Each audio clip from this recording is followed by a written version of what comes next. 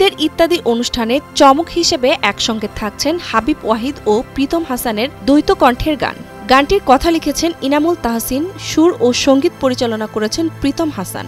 এর আগে হাবিব ও প্রীতম একসঙ্গে কাজ করলেও একসঙ্গে গান করেননি। বরাবরই নতুনদের সুযোগ দেন হাবিব ওয়াহিদ।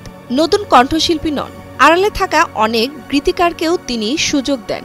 অন্যদিকে বর্তমানে দেশের শ্রোতাপ্রিয় সঙ্গীত শিল্পী ও সঙ্গীত প্রযোজক প্রীতম হাসান বাউল ও লোকসঙ্গীতের প্রতি তার বিশেষ আগ্রহ লক্ষণীয়। উল্লেখ্য ২০১২ সালের প্রচারিত ইত্যাদির বরিশাল পর্বের মাধ্যমে প্রীতম হাসান সর্বপ্রথম টিভির পর্দায় উপস্থিত হন।